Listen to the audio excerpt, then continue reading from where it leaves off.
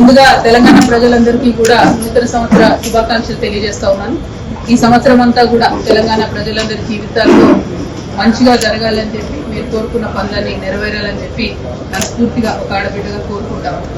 మరి ఇవాళ నేను రాజీనామా చేసి దాదాపుగా 4 నెలలు, రేపు 3వ తారీఖు అయితే 4 నెలలు అవుతుంది.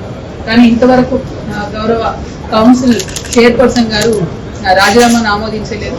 అందుకనే ప్రత్యేకించి ఇవాళ వారి నుంచి కలిసి మరి నా రాజీనామాను ఆమోదించే ముందు నాకు ఒక్కసారి కౌన్సిల్లో మాట్లాడే అవకాశం ఇవ్వాలని చెప్పి వారిని రిక్వెస్ట్ చేయడం జరిగింది. మోస్ట్ ప్రాబబ్లీ 5వ తారీఖు అవకాశం ఇస్తామని చెప్పి వారు చెప్పడం జరిగింది.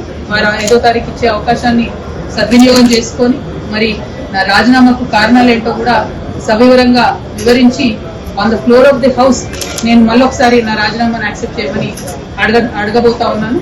సో ఈ విషయాన్ని తెలంగాణ ప్రజలందరికీ తెలియజేస్తూ ఉన్నాను. పార్లమెంటరీ ప్రాక్టీసెస్ కానీ మనము ఫాలో అవ్వాల్సినటువంటి ప్రొసీజర్స్ కానీ కరెక్ట్గా ఫాలో అయితే బాగుంటుంది.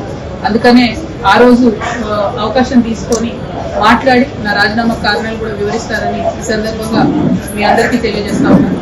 అట్ ద సేమ్ టైం నిన్న ఈరోజు రాష్ట్రంలో జరుగుతున్నటువంటి రాజకీయాలన్నింటినీ కూడా, పరిణామాలన్నింటినీ కూడా మనం చూస్తూ ఉన్నాం. మరి ప్రత్యేకించి ఈ మధ్యనే నేను పాలమూరు జిల్లాకు కూడా పర్యటనకు వెళ్ళడం జరిగింది. 10 ఏళ్ల బీఆర్ఎస్, 2 ఏళ్ల కాంగ్రెస్ లో కూడా పాలమూరు రంగారెడ్డి ప్రాజెక్ట్ అనేటటువంటిది 1 ఎకరానికి కూడా నీళ్లు ఇవ్వలేకపోయినటువంటి మాట 100% వాస్తవం. అయితే 10 సంవత్సరాలు బీఆర్ఎస్ ఈ ప్రాజెక్ట్ ని సాగదీసిందని చెప్పి నిన్న గౌరవ ముఖ్యమంత్రి గారు ఏవైతే విమర్శలు చేసినారో అవి మాత్రం నేను తీవ్రంగా ఖండిస్తా ఉన్నాను. ఎందుకంటే ఒక ఉద్యమ నాయకుడిని పట్టుకొని టెర్రరిస్ట్ కసబ్తో కంపేర్ చేస్తూ ఒకసారి ఉరేయాలి, రాళ్లతో కొట్టాలి అనేటటువంటి మాటలు ఏవైతే మాట్లాడిందో అది ముఖ్యమంత్రి పదవిలో ఉన్నటువంటి వ్యక్తులు మాట్లాడే మాటల్లాగా లేవు. దీన్ని మేము చాలా తీవ్రంగా ఖండిస్తా ఉన్నాం. మరి ప్రత్యేకించి నేను కేసీఆర్ గారి బిడ్డగా రేవంత్ రెడ్డి గారు అట్లాంటి మాటలు మాట్లాడుతూ ఉంటే నా రక్తం మరిగిపోతా ఉంది.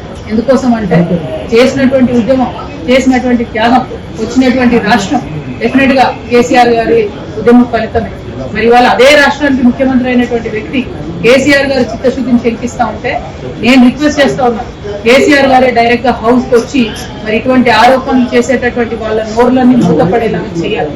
ఎందుకంటే సోర్స్ జూరాల నుంచి శ్రీశైలం ఎందుకు మార్చారు అనేది కేసీఆర్ గారికే బాగా తెలుసు. అట్లా కాకుండా ఈ బబుల్ షూటర్స్ గా చెప్పుకునేటటువంటి వాళ్లకు డిప్యూటీ ఫ్లోర్ లీడర్ పదవులు ఇచ్చి మరి వారితో జవాబు చెప్పిద్దామంటే ప్రజలకైతే విషయం అర్థం కాదు, మ్యాటర్ పోదు. మరి బబుల్ షూటర్ల వల్లనే ఈ ట్రబుల్ అంతా